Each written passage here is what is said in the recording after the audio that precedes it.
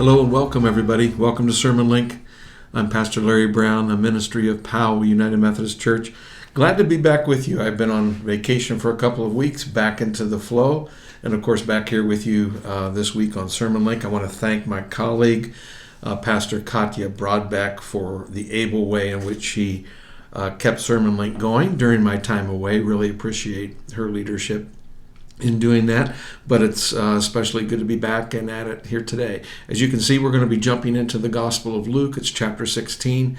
This is going to be, for many of us, a parable story that we've heard before, so it's going to sound familiar to us, and yet always we invite God to speak to us in a new way. So let me get right to the passage, and then we'll reflect on it briefly here together.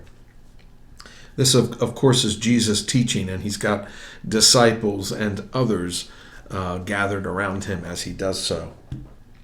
There was a rich man who was dressed in purple and fine linen, and who feasted sumptuously every day. And at his gate lay a poor man named Lazarus, covered with sores, who longed to satisfy his hunger with what fell from the rich man's table. Even the dogs would come and lick his sores. The poor man died and was carried away by the angels to be with Abraham. The rich man also died and was buried. In Hades, where he was being tormented, he looked up and saw Abraham far away with Lazarus by his side. He called out, "Father Abraham, have mercy on me, and send Lazarus to dip the tip of his finger in water and cool my tongue, for I am in agony in these flames." But Abraham said, "Child, remember that during your lifetime you received many good things, and Lazarus in like manner evil things. But now he is comforted here, and you are in agony. Besides all this, between you and us a great chasm has been fixed, so that those who might want to pass from here to you cannot do so, and no one can cross from there to us."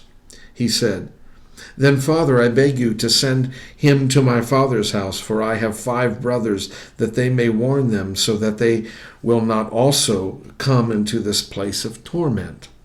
And Abraham replied, "They have Moses and the prophets. They should listen to them." And he said, "No, Father Abraham, but if someone goes to them from the dead, they will repent." And he said to him, "If they do not listen to Moses and the prophets, neither will they be convinced, even if someone rises from the dead." And that's where the story and our reading for today ends. Well, as I say, this is a parable that many of us have heard if we've grown up in the church. And if we're new to the faith, it's important to recognize that this is a story actually that we see pop up in various cultures and historical traditions in not only this area but around the world. This idea of our situation here in this world being reversed in the world to come, in the life to come, as we would think of it from a Christian perspective, in heaven. And so it's not a uniquely situated story that doesn't have that sense of familiarity for us. And yet, as Christians, as those who follow Jesus, it's important to kind of sense what it is Jesus wants us to hear in this story of reversal of fortune, if you will. So let's just quickly recap. We've got the rich man, and described with these robes of purple, which, by the way, were the sign of prestige and wealth and position in that day. And then we've got this poor man, who, by the way, is named, and just as a point of interest to recognize that this is the only parable story that Jesus tells where there's a character that has a name. So the fact that the poor man, Lazarus, is named for us identifies the position that he has in Jesus' eyes, and therefore in the eyes of God. The fact that he's named helps us to recognize that he has a place, that he is connected, that he is in relationship with Jesus and with what Jesus holds to be important. And that's significant because in the world that surrounds Lazarus, he has no place, is basically nameless. In fact, it could be said that this rich man who goes in and out of his gate every day and seems to just not only ignore Lazarus, but maybe does not even see Lazarus, is indicative of the problem that we have here. How it is that wealth and success and material trappings and comforts in this world can actually make us blind to the needs and the situations of those around us, and may make us also blind to the way in which we may be able to assist or help or respond to those in need and help to change their situation. But the fact of the matter is, this wealthy man doesn't see, or at least doesn't respond. And then, of course, we have this situation, and we all recognize it to be true, but I don't think we think about it very often or want to talk about it very often, and that's the fact that death is sort of the equalizer for us.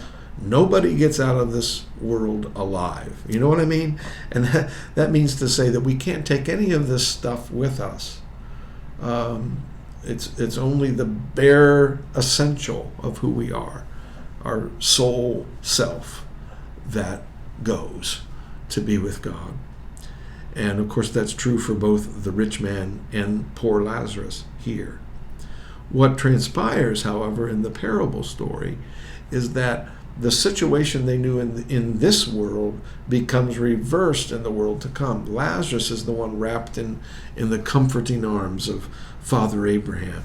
Lazarus is the one who receives that eternal expression of love and care, while the rich man now is, in a sense, cast off and is distanced from anything that would provide him comfort and peace. And what's implied in the story is that it's now too late. And even though the rich man reaches out and says, I want to be connected to Lazarus, and some would say, well, the only connection he wants is for Lazarus to continue to serve him now, get him water, bring him comfort, warn the others. But the point is made, I think, of the distance between these two that was so evident in the world, actually, but the man didn't see it. And now that distance is so great that it cannot be overcome.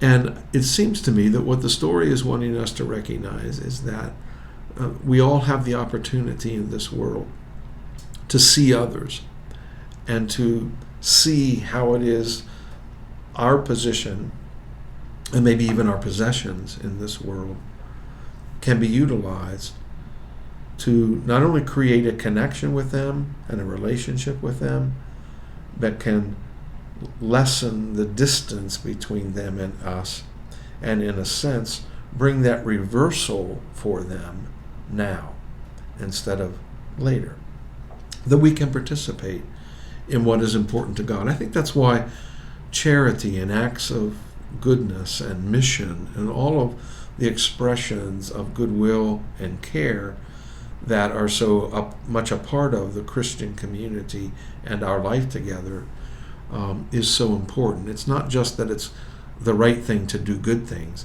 It's that doing that good, sharing what we have with others, making a difference in the lives of others for good, connects us to the purposes that are of God, and connects us to the priorities that are of God, and allows that relationship to take place now instead of just waiting until later.